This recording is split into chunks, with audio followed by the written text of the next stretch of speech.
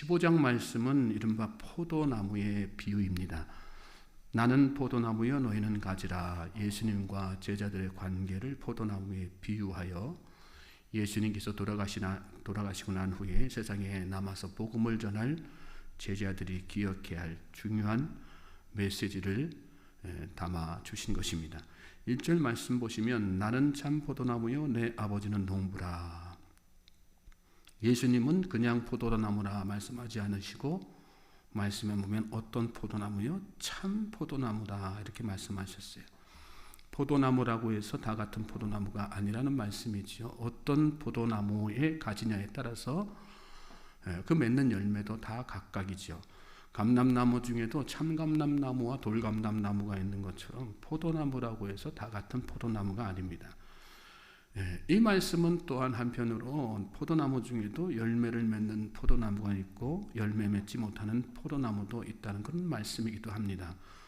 포도나무는 원래 이스라엘 백성들을 상징하는 나무죠. 그런데 이스라엘 백성들은 열매를 맺지 못했습니다.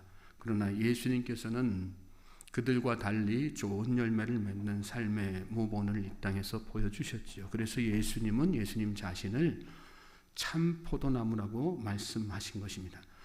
내 아버지는 농부라.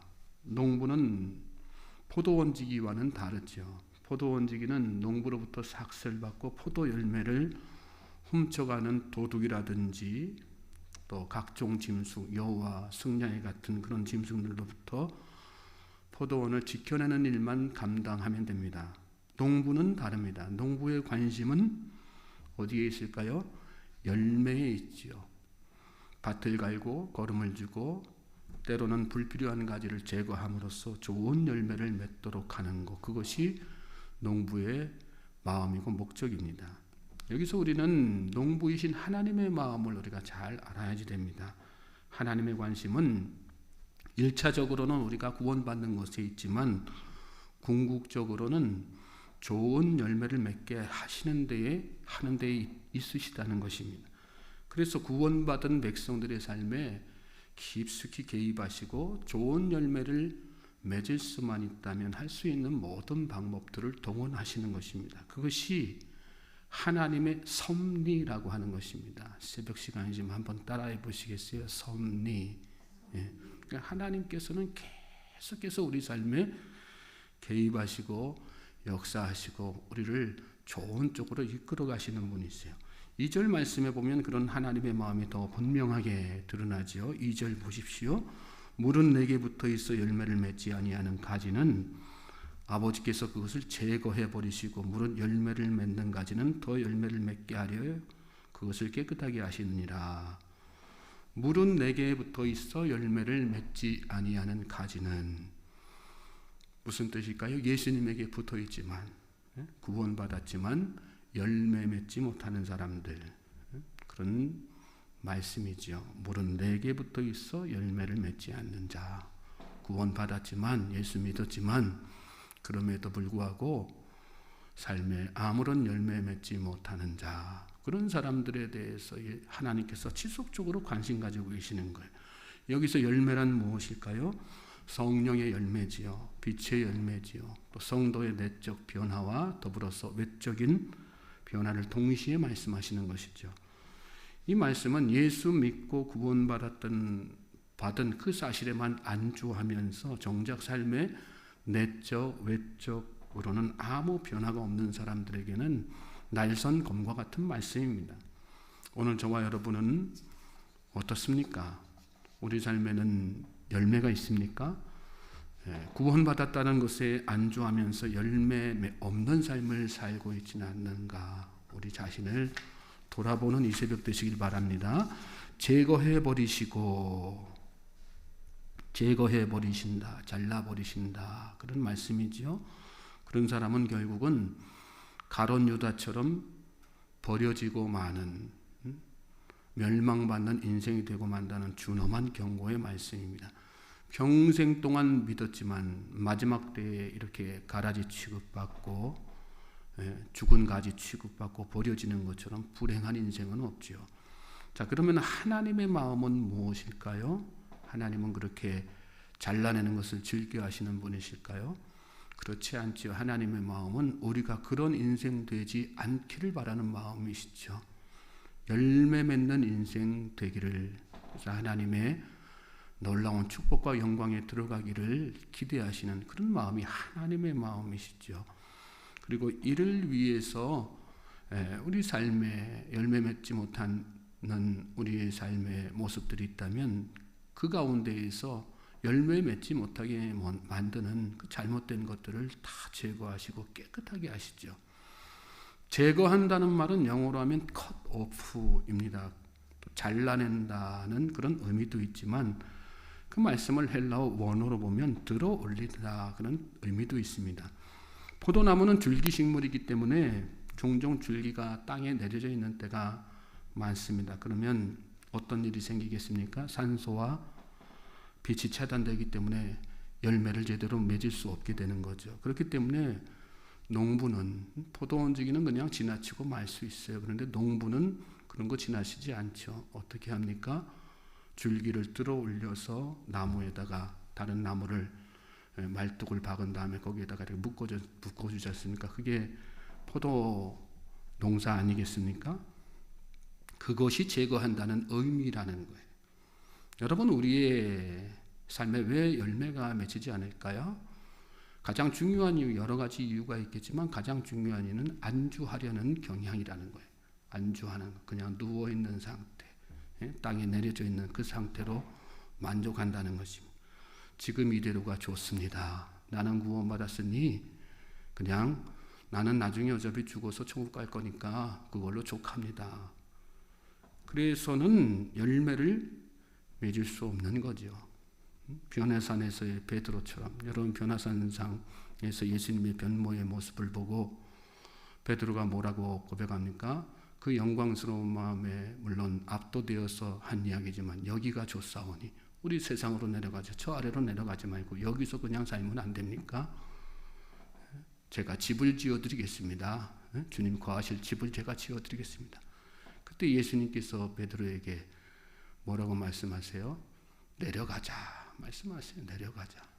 안주하면 안 된다는 거죠. 여기 이대로 좋사오니 하는 그런 생각 가지고 살면 안 된다. 예수님께서 제자들을 부르신 목적은 그게 아니라, 하나님이 저와 여러분을 부르신 목적은 그게 아니라 열매 맺게 하는, 열매 맺기 위해서는 열심히 복음으로 세상을 살아내야 되지요.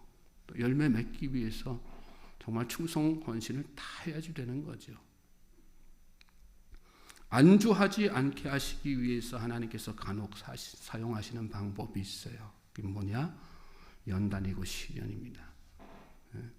저는 저와 여러분의 삶에 시련이 오고 아픔이 오고 고통이 올 때 그것을 하나님 앞에 나에게 왜 이런 시련을 주셨습니까? 원망하거나 이 시련이 나에게서 속히 사라지기를 원합니다. 시련이 제거되기를 집중해서 기도하는 사람이 아니라 그 시련의 이면에 넘어 있는 하나님의 너머에 계시는 하나님의 기쁘신 뜻과 섭리를 이해하시고 오히려 그것으로 말미암아서 내 안에서 제거하고 싶으신 나로 하여금 열매 맺지 못하게 하는 것들이 무엇인지를 깊이 있게 생각하시고 오히려 그래서 감사하실 수 있기를 주님의 이름으로 소망하고 축복합니다. 하나님은 그래서 우리에게 시련도 주시고 어려움도 주시는 거예요. 또 고난도 주시는 거예요. 하나님의 고난은 괜히 오는 게 아니라 우리를 들어 올리시기 위해서, 열매 맺는 인생 되기 위해서 하시는 것들이라는 것을 잘 깨달으실 수 있게 되기를 주님의 이름으로 소망하고 축복합니다. 그러므로 우리가 구할 것은 그 시련이 제거됨으로 말미암아 얻게 되는 세상의 평강이 아니라 시련이 있지만 그럼에도 불구하고 평안할 수 있는 주님의 주시는 평강인 것을 여러분 믿으시기 바랍니다. 또 깨끗하게 하신다. 말씀의 끝에 그런 말씀이 나오지 않습니까? 깨끗하게 하시느니라. 그것을 땅에 닿아 있는 줄기는 여러분 열매를 맺어도 그 열매가 상급으로 발전하기가 쉽지가 않죠.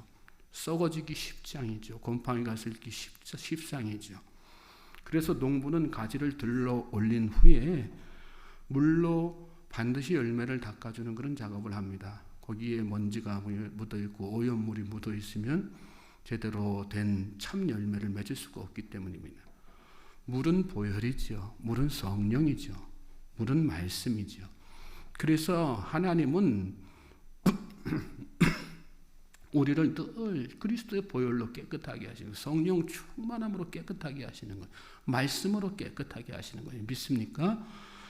이어지는 말씀 보십시오. 이어지는 말씀 보시면 너희는 내가 일러준 말로 이미 깨끗하여졌으니, 그래서 예수님께서 이 말씀하신 거예요. 내가 일러준 말이란 뭐예요?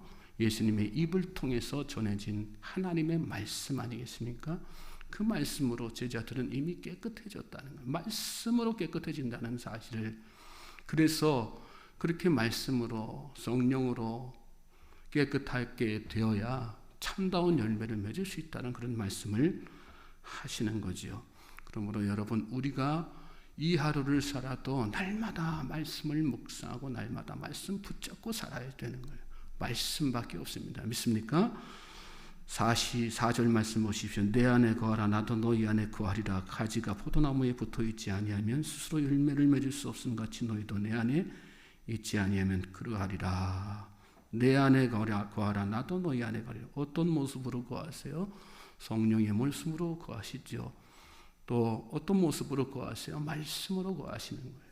하나님은 예수님을 통해서 우리에게 말씀을 전하시고 그 말씀으로 예수님이 우리 안에 거하게 하시는 분이십니다. 5절 말씀 보십시오. 나는 포도나무에 너는 가지라. 그가 내 안에 내가 그 안에 거하면 사람이 열매를 많이 맺나니 나를 떠나서는 너희가 아무것도 할 수 없습니다. 예수님 떠나서는, 말씀 떠나서는 아무것도 할 수 없어요. 우리 능력으로 사는 게 아니라 말씀의 능력으로 사는 사람입니다. 말씀의 능력으로 살 때 우리 삶에 맺을 수 없는 열매들이 다 맺혀지는 것이죠. 6절 말씀, 사람이 내 안에 거하지 아니면 가지처럼 밖에 버려져 마르나니 사람들이 그것을 모아다가 불에 던져 사르느니라. 마른다는 말씀은 영혼의 피폐함을 이야기하는 거죠. 우리가 영적으로 왜 자꾸 고갈되고 영적으로 피폐해집니까?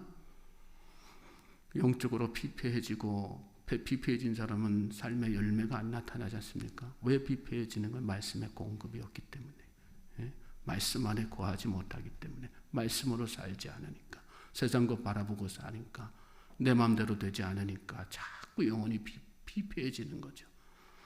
오늘 이 하루도 말씀으로 인해 우리의 영혼이 살찌게 되는 놀라운 역사가 일어나게 되기를 주님의 이름으로 소망하고 축복합니다.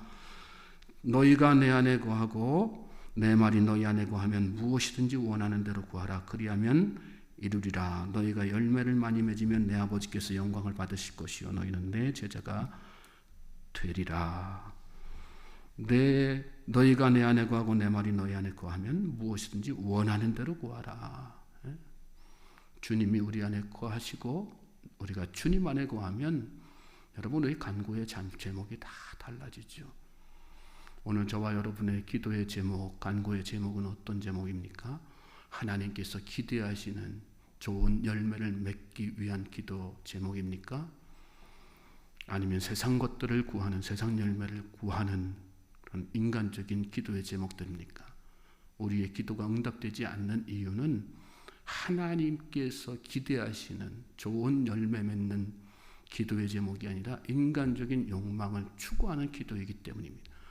우리의 기도가 하나님께서 기대하시는 아름다운 열매를 맺기 위한 기도라면 그 기도는 반드시 응답된다는 사실을 여러분 믿으시기 바랍니다.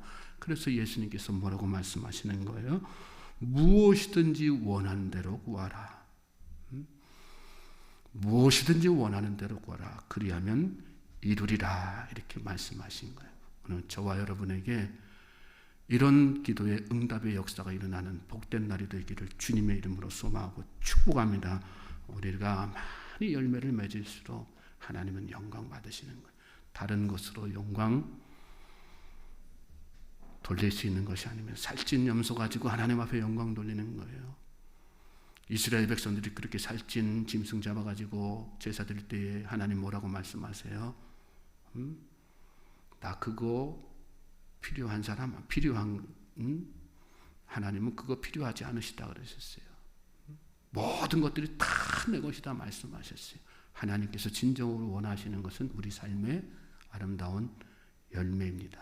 그리고 그 열매를 통해서 하나님께서는 영광 받으시고 우리 인생을 복되게 하신다는 것을 우리가 잘 깨닫고 이 하루도 주의 열매 맺기를 기대하고 갈망하고 소원하는 저와 여러분들 수 있기를 주님의 이름으로 다시 한번 소망하고 축복합니다.